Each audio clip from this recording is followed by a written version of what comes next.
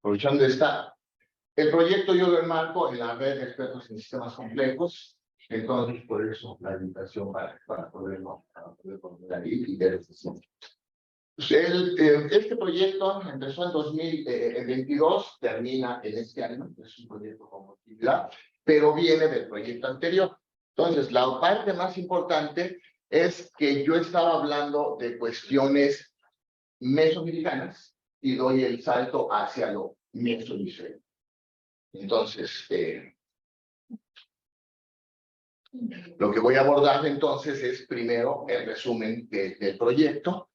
Los siguientes serían los objetivos y metas en términos de específicamente cómo se tematiza lo ancestral y después y materiales y métodos. Entonces, esta metodología que viene un poquito similar como la que acabo de representar. Bueno, entonces, una división tradicional, la literatura considera el polo norte y el polo sur, entonces tenemos dos hemisferios, ¿sí? Y entonces, eso nos lleva a que podamos tener diferentes divisiones. Una división que empecé yo a hacer era lo mesoamericano. Y lo mesoamericano abarca en donde empieza la República Mexicana y hasta Costa Rica. Entonces, eso era una buena definición del objeto, delimitado, pero tenía sus limitaciones. Y entonces, se volvió hemisférico, mesohemisférico, en dos. Primero, se cambió de empezar en lo mesoamericano, pero da la casualidad que el límite mesoamericano coincide con el trópico de Cáncer. Entonces, si nos guiamos en el trópico de Cáncer, empieza igual que Mesoamérica, pero no termina en Costa Rica, sino se va hasta el Ecuador, de abajo del Ecuador hasta el trópico de Capricornio. Entonces, ampliamos lo mesoamericano hasta en los dos trópicos, pero no nos quedamos en América, sino le damos más vueltas. Entonces, por eso sería una cuestión mesohemisférica. Y entonces, mi proyecto, como muchas de las cosas que he elaborado, van enmarcadas en la epistemología de la imaginación, y una de las cosas que para mí tiene contundencia es el valor epistémico de la imaginación. Y para mí un valor epistémico de la imaginación son estas líneas.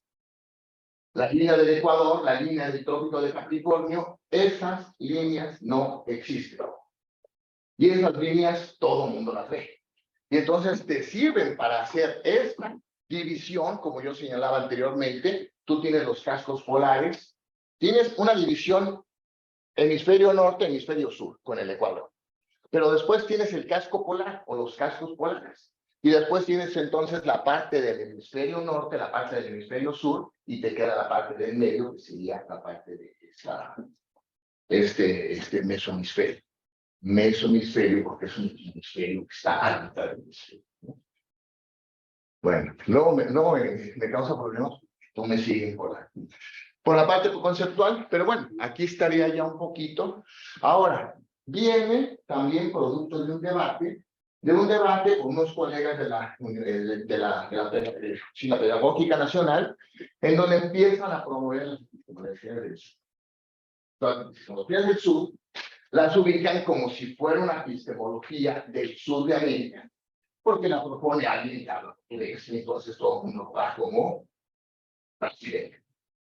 Y Boaventura de Sousa no es brasileño, es portugués.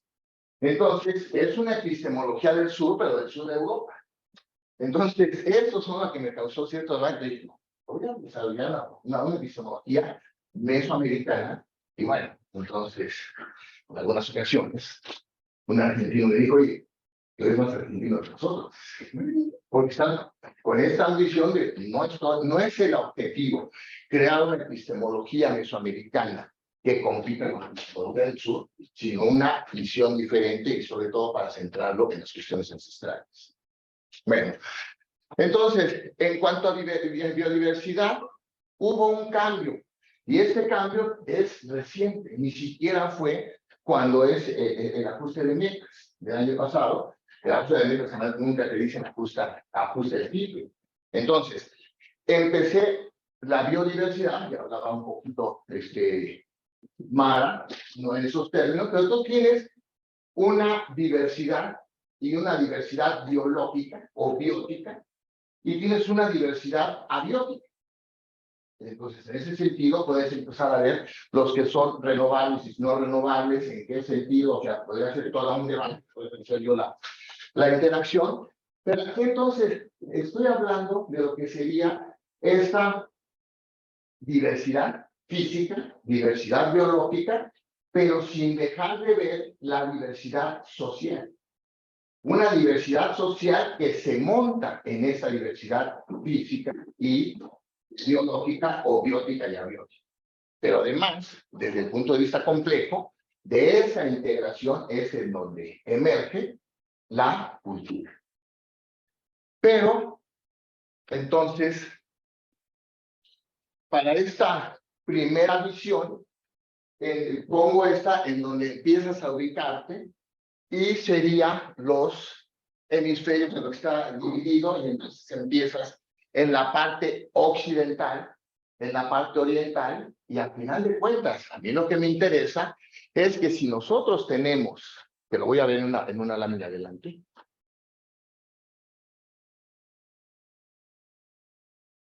esta parte de la relación entre océanos y continentes, pero aquí tratar de verlo de manera integral, porque nosotros si nos ubicamos en el meridiano de Greenwich, el meridiano de Greenwich es el meridiano cero. ¿Qué está en la antípoda del meridiano cero? Si es una circunferencia, tiene 360 grados. Quiere decir que la parte posterior del cero, ¿no? Será 180. Y el meridiano 180 es el meridiano que mientras el Greenwich te divide las horas, el 180 te divide el día. Entonces, si tú estás en el meridiano 180, puedes pasar en 4 kilómetros de uno al otro y pasas de un día. Mientras aquí vas avanzando en horas, en el otro avanzas en días. Aquí, la diferencia entre cartografía y hemisferiografía, porque aquí podemos ver que tenemos Estados Unidos con Rusia separados por el Océano Atlántico. ¿Sí? Pero si nosotros lo vemos desde arriba, Rusia y Estados Unidos están unidos en el meridiano 180, en el estrecho de Bering, que para pasar de una de las islas a otra, que hay 4 kilómetros, estás en un día y al pasar al otro, te vas al otro lado, estás en el día anterior, o tú te puedes regresar un día en el tiempo. Aquí nosotros estamos a 7 horas de distancia. Entonces, bueno, esa parte conceptual y sobre todo para poder ver cómo cambia la visión del mundo si tú lo ves desde arriba. Aquí si lo ves desde arriba, ¿en dónde estaría el océano Atlántico? ¿Y dónde estaría el Pacífico? Entonces, esa es una de las cosas que, bueno, habría que poner, porque aquí no es explicar, sino como que poner un tanto a pensar, porque a uno le lleva a pensar y le duele la cabeza y después lo vas viendo. Entonces ya empiezas a ver en donde, si arriba es en donde están Alaska y Siberia. Entonces empiezas a tratar de ubicarlo dependiendo de la parte de los bueno, un poco. No lo había preparado así, porque lo estaba preparando hacia la parte de hacia la parte de internacionalización, pero con la presentación de Mara me parece interesante, y me voy a detener tantito, en el concepto del regnum omnis. Hablo de internacionalización porque en una de los viajes que hice por parte del proyecto Ecuador, discutiendo con los de Ecuador, dicen, es que ustedes los mexicanos dicen que son los que descubrieron el cacao. Y yo en mis investigaciones he hecho y todo. Una parte conceptual fuerte es el cacao que se produjo en América, el cacao que se produjo después en Europa, pertenece al mundo biológico, al mundo natural biológico, o ya forma parte del regnum hominis o el reino del hombre. Esta parte conceptualmente tiene que ver para toda esta discusión, porque entonces, en esta visión se puede ver en que el comercio fue lo que dio todo ese hambre. Y el comercio entonces ya no fue en que comerciaran con nosotros, sino se llevaban los recursos naturales, los transformaban, y eso fue lo que en el Renacimiento le dio el auge. Entonces, mientras Europa está pasando del Renacimiento, de la Edad Media a la modernidad a través del Renacimiento, a nosotros nos conquistan medievales. Entonces, mientras allá estaba la lucha contra el clero y contra la monarquía, pues aquí viene a instaurarse el clero y la monarquía.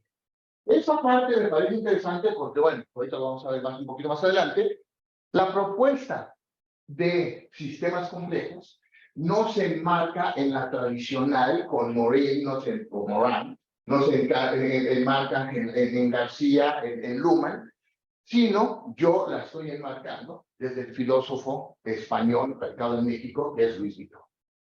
Entonces, Luis Villoro te habla de la crisis de la modernidad y dice, bueno, hay una crisis de la modernidad, pero habría que ver cómo es la crisis de la modernidad europea y cómo es la crisis de la modernidad en América.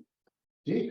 Y entonces, ¿para qué? Para tratar de regresar a nuestras raíces ancestrales o para tratar de ver y ver el futuro y no nada más en el tiempo, como les decía, nosotros estamos a 7 horas de Europa. Dependiendo de qué parte, en general, de toda Europa son 7 horas, pero nosotros podemos decir que estamos a siglos de distancia, o por lo menos un siglo de distancia que nos va a permitir a dónde los llevó a ellos y a dónde nos van arrastrando. Entonces, no es romper con esta cultura occidental europea, por eso mi discrepancia con De Sousa, sino más bien, entonces, un alto y qué regnum hominis queremos crear nosotros en América y qué regnum hominis es el europeo que ahorita está en crisis y está tratando de reformular. Otra de las cosas que yo ataco es que nos llaman el nuevo continente, y ellos son el viejo continente. Pero si nosotros hacemos estudios mesoamericanos, el desarrollo de Mesoamérica se equipara en el tiempo con el desarrollo de la Europa antigua. O sea, somos tan antiguos como los antiguos griegos. Y los antiguos griegos son tan antiguos que tomaron su filosofía de esta base chamánica de los nórdicos. Entonces, tratar de hacer esta relación y decir, no somos el nuevo continente, somos un continente con cierta edad y somos un continente con toda una estructura, que es lo que tratamos de recuperar, y en este sentido, no recuperar la parte biológica, sino recuperar la diversidad física, biológica, social y cultural. Entonces, ¿qué cultura se formó en el Renacimiento? La de ruptura con la Edad Media y crear una nueva sociedad que el uso de la naturaleza le permitió este desarrollo económico. Y ahorita el problema es desarrollo económico, el problema es desarrollo cultural, romper con toda una estructura productiva que está hecha para eso y cómo se va a reformular. Otra de las cosas con las que trato, bueno, siempre tratar de romper, pues te causa problemas, ¿no? Pero el cambio climático, no visto desde leer, ¿no? Que como yo digo siempre, a leer me gusta más ir a oírlo cantar ópera que escucharlo disertado. Es enorme, nunca lo veo. lentes que no, y se presentan de cuando en cuando en la sala Covarrubias. La Covarrubias no sé si ya se ha presentado, pero la Covarrubias sí se presenta. Entonces, bueno, tenemos esta visión de cuestión cultural, y entonces, ¿cómo lo vamos a ver en donde nos oponemos a lo europeo o tratamos de recuperar lo que tenemos? Ahora, se le dice por otros autores que las grandes crisis del mundo han sido ¿cómo se llama? Por cuestiones naturales. O sea, las glaciaciones, el meteorito que cae y se extingue, ¿sí? Todos esos fenómenos de cambio climático o de reestructuración es por propios problemas naturales. Y en ese sentido, no se ha dicho mucho, pero este cambio climático lo está iniciando efectivamente este efecto invernadero y todo lo que ya se sabe y dijo muy bien Mara. O la otra, que sí está siendo provocado por las primeras erupciones solares. El sol, digo, en ese sentido, el sol se va a acabar, ¿no? El sol se va a acabar, ¿cuándo? Bueno, ¿cuándo se va a acabar? Pero entonces puede empezar sus primeros tropiezos con erupciones fotónicas, que esas erupciones fotónicas son las que pueden empezar a impactar este cambio climático. ¿Qué es lo que va a llevar a la destrucción? Todo lo que está haciendo la humanidad en términos productivos por el efecto invernadero, o de repente una de las erupciones que se le salga el sol y entonces acá climáticamente. Bueno, materiales y métodos. Aquí a ver si luego compartimos. Estoy dirigiendo una tesis doctoral sobre las emociones y su valoración en los aspectos proambientales. ¿Y cómo lo hicimos? Pues haciendo esta relación entre los datos que te da la Web of Science y la Web of Science específicamente en cuestiones de emociones, y después cómo estos datos, la Web of Science te da cierta cantidad, tú haces bajo un método una selección de 1000 trabajos que te usan para la propia Web of Science, y después en el propio Google te toma esos 1000 trabajos y te hace una relación de coocurrencia a través de palabras clave. Entonces, bueno, ahí es, desde antes yo lo había dado cuenta, pero ahí es en donde te das cuenta de la importancia de poner palabras clave para que pueda hablar de eso. No puse la laminilla, pero bueno, estaba un poquito como las que ponías, ¿no? Del BuzzViewer. Ahí está. Primero tendría que ser con el Web of Science, y ya después lo metes al BuzzViewer y te hace esa cuestión de concurrencia. Y bueno, un poco centrarme en los productos y la ventaja de trabajar en red. Entonces, la red de expertos en sistemas complejos convoca a un libro, y entonces, pues tú dices, desde lo que yo ando haciendo, puedo contribuir, y aquí lo que estoy contribuyendo es que no estoy hablando de la propuesta teórica de estos autores clásicos, sino estoy hablando de ellos, de los autores clásicos, y poniéndolos en contexto como para primero conocerlos a ellos, y en este segundo capítulo que ya va a salir dejar todavía publicado para este año, si no en el otro, estoy empezando a hablar de cada uno de ellos. Entonces, en este sistema cíclico de las ciencias, que ahorita se inscribió conmigo dos alumnas de la ST Camachaco, y una de ellas está trabajando sobre esto. Entonces tú dices, a ver, ¿qué tanto economía circular vista de sistemas cíclicos? Entonces, ¿cómo empiezas a hacer una relación entre las ciencias y cómo esa relación entre las ciencias puede empezar a tener impacto en esta parte de la organización económica, no de la organización de la estructura de las ciencias? En el trabajo con el de la UPM, en esta parte de las epistemologías del sur, pues es cuando empiezo ya a poner esta epistemología mesoamericana y sale también esa colaboración con ellos.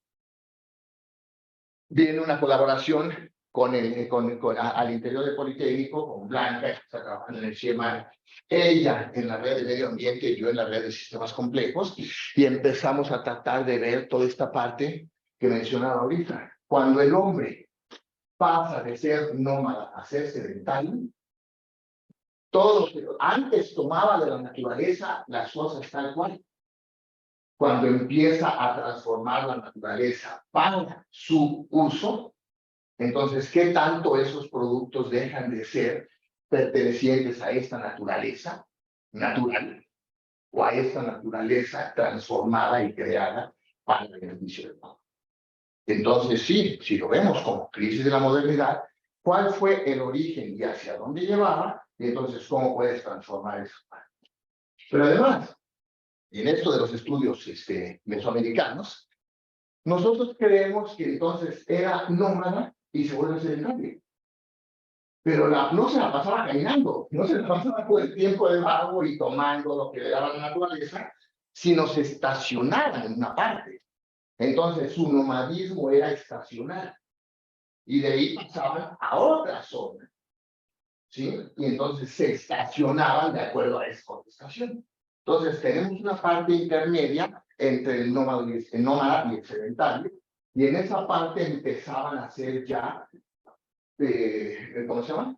Domesticación de los animales y mejoramiento de cultivos. Y ya cuando se iba, entonces, pero se seguía quedando en la naturaleza, diferente a cuando ya lo crean, un cultivo para la propia naturaleza. Y yo creo que esa parte tiene ahorita una discusión muy interesante, en donde el maíz transgénico ya no es un maíz de la naturaleza natural.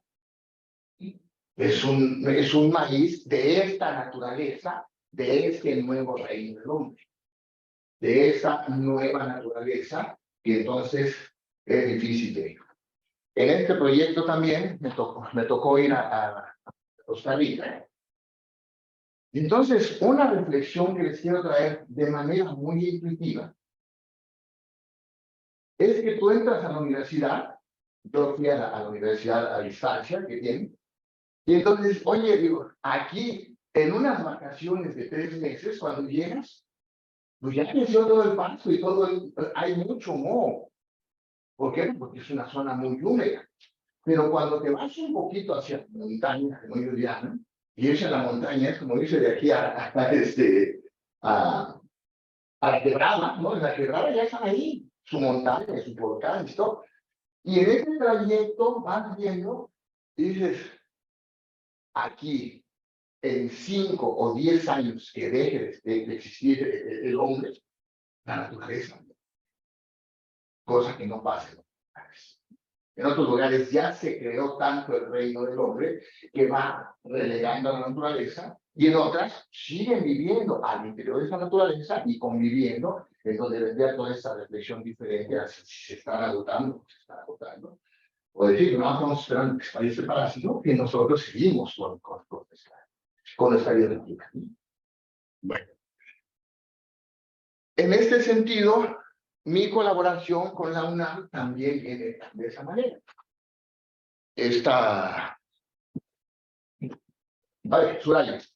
Soraya Monroy tiene su proyecto, hace convocatoria, hace un congreso, un coloquio, y después de ahí invita a que ustedes participen. Y un poquito va esta parte sobre la genética en biología y la génesis del proceso. Entonces, ¿cómo se relaciona o cómo tiene un, digamos, sustrato biológico los procesos cognitivos? Este libro es una intersección entre el proyecto del año pasado, que deriva o continuación del de 2021, y entonces aquí, bueno, coordino con uno de mis especialistas, que dice ya de paso, sigo graduado, y sí, hago todo ese trabajo. Pero bien, la cuestión de coedición. Aquí se permitió que se usara el logotipo de CONACYT porque participo, y los que participan en este libro son la mayoría pertenecientes a la red LATICONACYT, que es la red de laboratorio de tecnología. Como tiene financiamiento CONACYT, nada más lo que tienes que decir, se utiliza el logo. En cambio, yo quise publicar, bueno, metí hace muchos años un libro en la coedición del Fondo de Cultura Económica, entra por el Politécnico, llega al Fondo de Cultura Económica y te ahorras los años de revisión. O sea, se brinca la cola de los que lo meten individualmente, entra y al momento que dice el Fondo de Cultura, aceptado. Vamos a empezar el proceso de edición. Llegas con el Politécnico y dices, sí, ya lo aceptó. Y dices, bueno, pues entonces nosotros empezamos a editar el libro y hacemos el tiraje. Porque por eso tenemos a nuestro equipo editorial y por eso tenemos nuestras máquinas para tirar los libros. Tiraje del libro. Entonces, el Fondo de Cultura dice, no, es cierto, eso lo hago yo. Y entonces el Politécnico, no, pues, es un dolor de cabeza. Con los demás proyectos o los demás libros que he coordinado junto con GELISA, se ha querido hacer con la UNAM y en la UNAM se lleva apenas 8 meses en que el abogado de la escuela, ¿no? Del abogado general de la UNAM puede empezar a revisar. Y después de empezar a revisar los trámites, dice GELISA, no, entrar en coedición va a retrasar la publicación. ¿Por qué tengo varios libros publicados con GELISA? Pues porque GELISA es una editorial que se dedica a vender libros. Entonces, afortunadamente, mis libros se venden y entonces, pues ya, dice, vamos a saltar la cola y entonces pasa el libro y empiezas con el trabajo. Pero es un trabajo que es producto de esta relación o de trabajo en red, de trabajo colectivo. En este libro, no sé si conocen a la maestra María de la Paz, Silva Borja, que participa con un capítulo, porque participa en la red de expertos en sistemas complejos. No es que esté limitado, pero en un primer momento sí, tienen que ser los de la red, si no, pero eso vale más. No todo es bien. O sea, tantito esto y tantito mi personalidad, entonces, hace chispas. Pero salen los productos, salen las cosas, ¿no? No se hizo con la red, pero sí se hizo con colegas que he venido trabajando y desarrollando con ellos mi propuesta de epistemología de la imaginación. Y bueno, ya que felicitas a Miguel de la Paz, anuncio el próximo libro. Y en el próximo libro va a participar Mara con un capítulo que ha servido incluso de guía para que los vayan diciendo, por ahí va. Y la doctora Rocío, también participa con otro libro. Cuando les hablaba de internacionalización, entonces, la licenciada Laura, con todo el apoyo de la infraestructura que viene de Chiapas, me apoyó para que saliera el póster 2 días, 3 días. Pero lo más importante fue que yo dije, bueno, ¿cómo se puede hacer Maximos? Y entonces te empiezas a pensar como, mi pago de cuentas bien, pago no está terrible, ¿no? Se ve así como que no está con todas estas imágenes, no lo sé hacer. Cuando tengo apoyo de mis tesistas, bien bonito. Bueno, el póster también, y bueno, ¿cómo lo voy a hacer? Dime qué quieres seguir, y nosotros lo hacemos. Entonces, bueno, el nombre del proyecto quedó allí al rincón, yo lo había puesto hasta arriba, y dice, sí, pero dice, bueno, lo importante es que estás en el Foro de Internacionalización, ¿no? Y entonces, no se alcanza a ver muy bien, pero ahí aparecen 2 colegas con los que estoy trabajando en Cuba, en Costa Rica, en Ecuador, Bolivia, se acaba de sumar Brasil y últimamente, entonces, yo por un lado subiendo hacia Perú y Bolivia y un Manuel bajando, ¿sí? Yo bajando hacia Perú y Bolivia y un colega de Buenos Aires subiendo hacia la parte También están proponiendo un trabajo de Perú con de Bolivia y vamos a coordinar un libro interamericano en donde él y yo, la Universidad de Buenos Aires y GEDISA, porque son terribles, lo voy a sacar a través del Politécnico, coordinamos el libro en el que participan Brasil, Chile, ahí no pongo yo, no tengo el contacto yo, entonces para Brasil, Chile, Uruguay, Costa Rica, Cuba, Perú, Bolivia y México. Ya lo estamos cerrando a 10, pero estamos tratando de ver si da, pues que tenemos un par de países. Aquí está el ejemplo con este colega de Perú, en donde está trabajando con plantaciones ancestrales, haciendo productos medicinales a partir de plantas ancestrales, pero utilizando la producción. Entonces, es interesante porque además, él es de origen asiático. Es de origen asiático, es japonés, pero tiene fuerte vínculo con China. Entonces, aquí es en donde no nada más estoy diciendo que tengo un proyecto mesoamericano y que entonces va de tal parte a tal parte, sino que a partir de Perú, en la relación con México, estamos haciendo el trabajo hacia el otro lado, con China y con Japón, que entonces ya el que está haciendo, espero que el próximo año, o para cuando más, en un par de años, ya se pueda estar reportando el trabajo que se está haciendo vinculado con los países que forman la franja de Mesoamérica. Tenía nada más una para enseñar si... ¿Cómo se llama? Ay, no, pero está bien raro. ¿Cómo le hago? Aquí. Jorge Hugo Hong Kong con G. Luego te paso si quieres su currículum. Bueno, ahí se veía mejor. Sí, con J y otra con K. No también sí, se podrán haber visto los nombres de los colegas que están en las otras universidades. Pero bueno, les comentaba de este.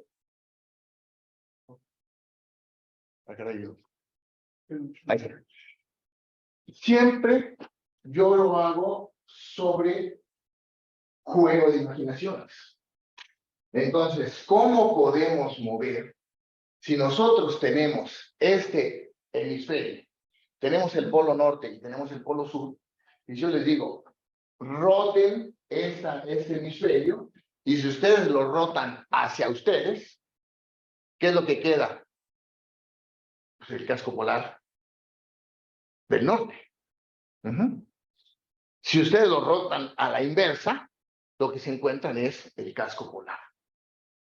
Y lo que estoy mencionando es que en esta parte de las epistemologías del sur, el sur, a final de cuentas, está despoblado en el casco polar. El polo sur existe nada más, me parece que son alrededor de un par de miles, pero son de investigadores, están yendo a investigar ahí.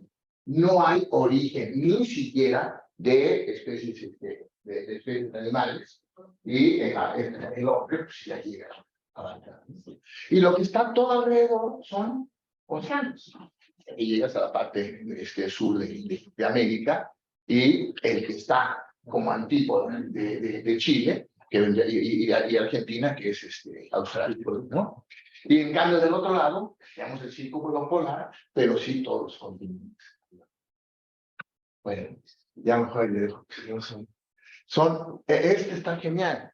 Este está genial porque entonces, junto con esta, según yo, estamos hablando de que se está haciendo un movimiento de rotación o un movimiento de traslación. ¿Cuál sería rotación y cuál sería traslación? ¿Qué es la traslación? El movimiento de la Tierra alrededor del Sol. Entonces tienes la Tierra aquí, tienes el Sol en el centro y se está moviendo. En cambio, si la que se está moviendo en la Tierra es el movimiento de rotación, el otro es el de traslación. Entonces, si la Tierra gira, entonces va quedando dependiendo de dónde gira del lado del Sol, no porque haya dos soles, ¿no? Entonces, esto es importante porque a todo mundo, desde la primaria, nos dicen que el Sol está fijo, que lo que se mueve es la Tierra. Y lo que nosotros vemos a diario es que el Sol es el Sol. El Sol es el que está acá, y da la vuelta y se pone arriba y después se baja. ¿Es el Sol el que se está moviendo y dando vueltas alrededor de nosotros? ¿O es la Tierra la que se está moviendo?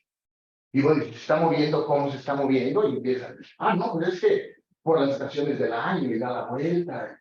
Entonces, esta parte me parece que tiene que ser muy enriquecedora en la enseñanza, los procesos de la razonamiento. No nada más la transmisión de conocimientos. Otra cosa que les digo, bueno, ¿por qué? ¿Por qué hace frío en invierno y calor en verano?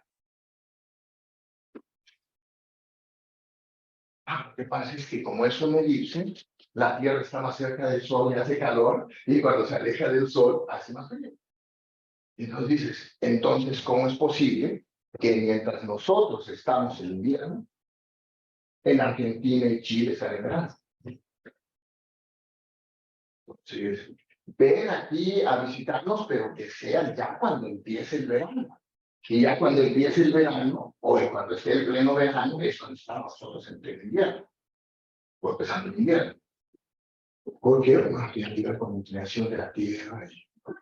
Bueno, ya. Pero cambia también. Por eso, Cambia también completamente de acuerdo a los países, ¿no?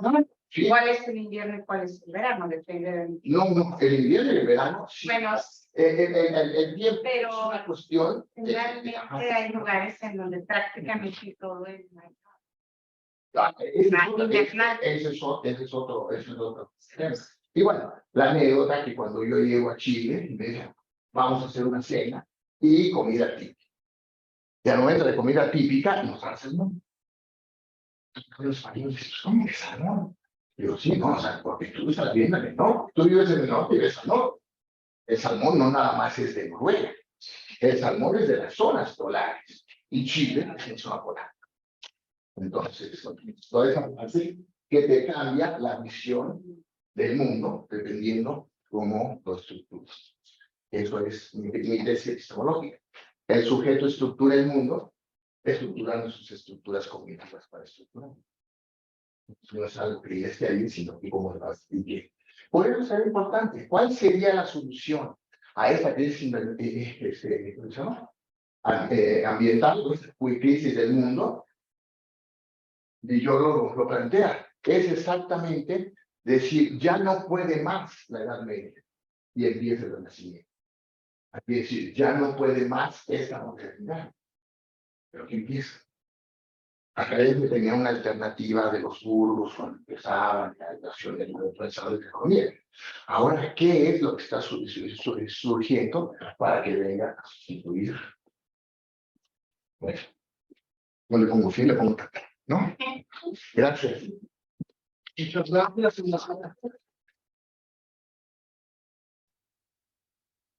Vamos a abrir la sesión de preguntas. ¿Quién quisiera iniciar? Yo estoy checando. Aquí hacen una pregunta en redes sociales. ¿Qué es Regnum Hominis? El reino del hombre. El reino del hombre, que es en latín, y lo empezó a manejar Francis Bacon, es el que empezaba a hacer ese. Okay.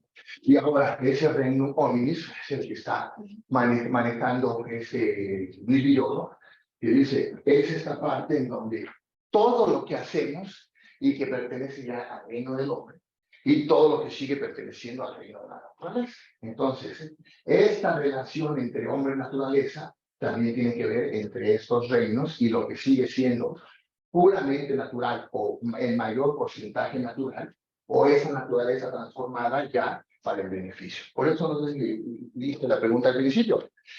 ¿El maíz transgénico pertenece a este reino natural o pertenece claramente al reino? ¿No?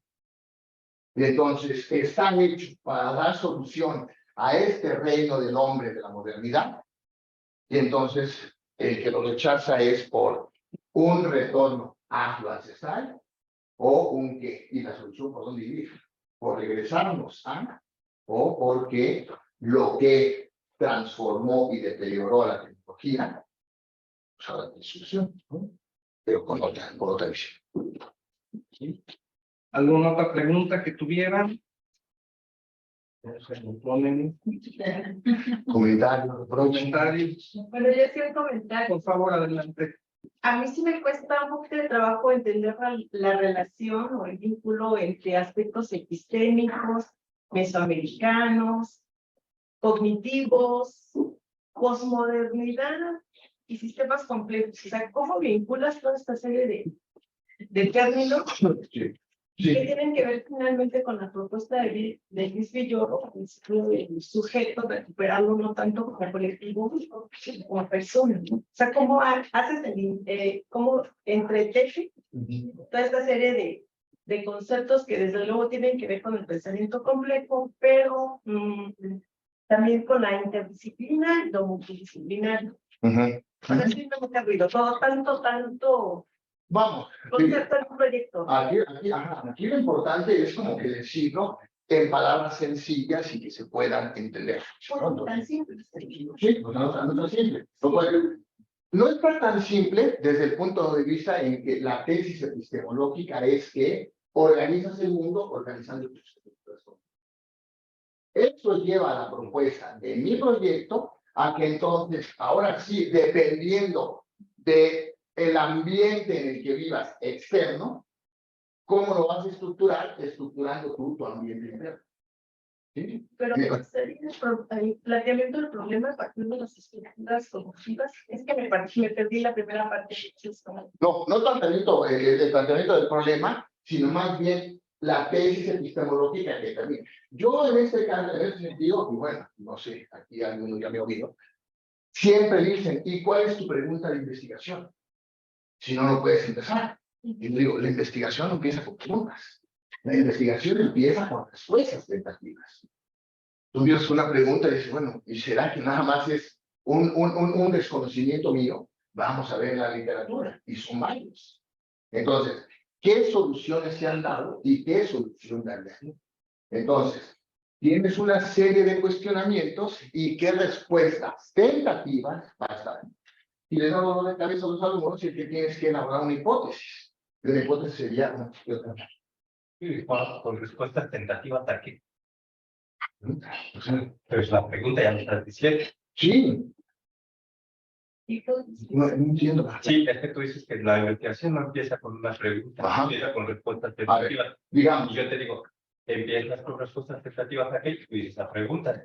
Sí, por eso, pero si te haces La preguntas. pregunta sí es. No, pero ahí eso me parece importante. Digo, lo dices con una obviedad que vale la pena.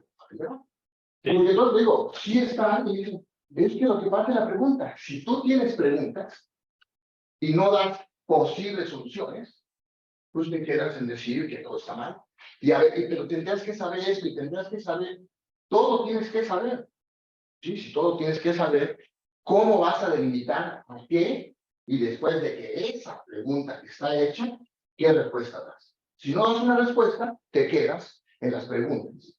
Y mucho ha pasado, al menos en la materia de metodología, en que los alumnos se pasan hasta un semestre haciendo preguntas, y cuál es su pregunta, y haciendo un conjunto de preguntas que ni siquiera los llevan a tratar de hilar las preguntas para hacer una pregunta general y empezar de ahí a dar una solución, sino quedarse en que, bueno, ¿cuál será la pregunta? Y la respuesta no es hasta que terminas el trabajo de tesis. La respuesta es la tesis a la hipótesis, es decir, a la respuesta a lo que partiste contativo. Y aquí ya, en ese sentido, otro de los debates que ya lo puse por ahí, era la cuestión positivista. El positivismo, todo el mundo lo ubica como que tiene que ser demostrado experimentalmente y matematizado. Gardner, que fue uno de los padres del positivismo lógico, o el neopositivismo, De lo que hablaba era de cuantificadores lógicos, no de cuantificación matemática. ¿Sí? Entonces, y es lo que decía, dejémonos de cuestiones metafísicas y empecemos a hacer cuestiones materiales. Entonces, ¿por qué tenemos esta herencia? Pues por los filósofos. Porque a quién le pegaba directamente desde Comte y desde Kant, a los filósofos. A los filósofos les digo, si someto sus argumentos a un análisis lógico del lenguaje, son frases sin sentido. Entonces, para la pedantería del filósofo que te digan que los cosas así no son frases sin sentido, esa es una parte bastante fuerte. Entonces, bueno, aquí el problema es que entonces Comte lo empieza a cuestionar, porque dice, dejémonos de esta imaginación teológica y empecemos a tener una imaginación científica. Es decir, cuando casi nadie se pregunta a qué se refiere con lo positivo. La filosofía se va con lo positivo, con lo dado. Y no es tanto lo dado, sino lo construido a partir de actitudes administradas en este mundo. Entonces, no estaba en contra de la metafísica, sino decir que la metafísica siga su camino, pero que entonces la ciencia siga este otro camino, y lo más fuerte que quiso hacer él es cientificar la filosofía. Y entonces, bueno, no fue posible cientificar la filosofía, pero sí fue posible que los científicos tuvieran esta reflexión filosófica a partir del Círculo de Viena y de las propuestas del Círculo de Viena, que tenemos hoy en día a varios que se les considera filósofos, uno de ellos, Popper, y Popper, su tesis doctoral la hizo pensando en las cuestiones cognitivas. Claro, él no es que fuera un psicólogo, sino que hizo un trabajo psicológico, un trabajo científico sobre el que después Kuhn era un físico, y como él dice, yo soy un físico que me interesó la historia de la ciencia y eso me llevó a la reflexión filosófica. Entonces no es que sea filósofo, y la mayoría de los filósofos actualmente, o considerados como filósofos, son aquellos que empiezan a reflexionar sobre su propia ciencia. Y no como los filósofos que reflexionan sobre la ciencia de otros. Pues bueno, más o menos ahí lleva toda esta parte. Entonces, darle una base científica a lo ancestral no quiere decir que entonces lo que hacen los pescadores tenga que hacerse previo experimento. Newton habló de las mareas y desarrolla toda una teoría sobre el papel de la luna en el movimiento de las mareas. ¿Y qué hacen los pescadores? A la salida de la luna, pues van a pescar. ¿Por qué? Pues porque se revuelve la marea. Se revuelve la marea, cuidado, porque te puede perjudicar como barco, pero también te puede facilitar que entonces pues, los peces pues, están a río revuelto, ganan ser pescadores. Pero entonces, no es que se trate de darle una base newtoniana al planteamiento de los pescadores, sino se trata de ver otra manera distinta de organizar el mundo y que tenga una base científica, es decir, que pueda explicarse y no solamente por tradición oral, sino que pueda explicarse y que pueda quedar plasmado, ¿no? En alguna parte, que no necesariamente en paper, ¿no? Que ya empieza a ver más papers. Gracias por la pregunta. No, contrario. Eso es. ¿De qué manera se incorpora dentro de este trabajo la parte del desarrollo, la parte de la psicosociogenética de Yandel? Y ya, por cierto, era una parte de que comentabas. Psico, socio. Entonces quiere decir que él habla de psicogénesis y no está hablando de génesis teológica, ni está hablando de genética, está hablando de origen. Entonces, el origen psicológico del conocimiento, pero después el origen sociológico del conocimiento. Y entonces, cómo un individuo en su desarrollo de niño a la adolescencia y su entrada como adulto, cómo se va desarrollando su proceso cognitivo, la génesis de su Eso conocimiento. sí lo conozco bastante bien, pues soy psicólogo. Es parte fundamental de la psicología del desarrollo. Pero la pregunta va más a cómo es que se incorpora dentro del trabajo. Ahí es en donde viene el debate con los psicólogos del desarrollo. Pues los psicólogos del desarrollo se quedan en el desarrollo cognitivo del sujeto. Y en cambio, si te vas al lado de los sociólogos lo estudian ya como conjunto y no tratan de ver que este individuo que ahora es adulto fue niño. Y entonces, esta relación, por eso que estaba diciendo, que era esta psicogénesis, y después como esta psicogénesis, que es mucho más que la unión de los psico, entonces cómo empieza a haber una génesis social, no la explicación de algo social ya raro, sino cuál es su origen, y entonces pues, viene con esa propuesta, que los orígenes vienen de cuando tú te preguntas y pasa hacia este lado. El problema que sigue siendo es, ¿y cómo vienes para allá? O sea, el problema de la adolescencia es esa. El problema de la adolescencia es porque se enfrenta a un mundo que él no estructuró. Y él tiene su propia estructuración. Y entonces, pues, lo corta la sociedad y lo trata de meter. Y pues entras porque no te queda nada, sino, o no entras o te pasas. Hasta que entonces, ¿cómo viene eso? Eso exactamente pasa en la comunidad científica. Sí, bueno, desde el enfoque de Piaget, esa etapa de adolescencia tiene que ver más bien con el paso de un pensamiento sistemático hacia un pensamiento lógico-matemático de análisis. En fin, que es el que no pasa. Y o que sea, no ocurre muchas veces. Mucha gente se queda no en el mágico fenoménico. Tú ves adultos y entonces no es prejuiciar lo mágico feménico. El conocimiento ancestral tiene mucho de mágico feménico, pero también tiene mucho de dramático. Entonces, si tú lo ves bajo un procedimiento lógico, entonces estás haciendo una ruptura epistemológica, queriendo dar una explicación de algo con un marco que no corresponde. Entonces, hay que crear un marco para poder analizar. ¿Algún otro pregunta o comentario? Acá en redes sociales ya no tenemos más preguntas. Ay, no sé qué Cristian había levantado antes. Nos estamos revisando aquí la plataforma. Aquí sí creo que hay otro comentario.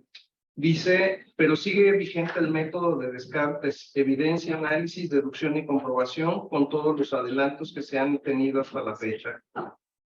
Lo que pasa es que yo creo que había que leer el discurso del método. En el discurso del método, él mete toda una parte en donde todo el mundo conoce a Descartes como filósofo, pero casi nadie lo mete como fisiólogo.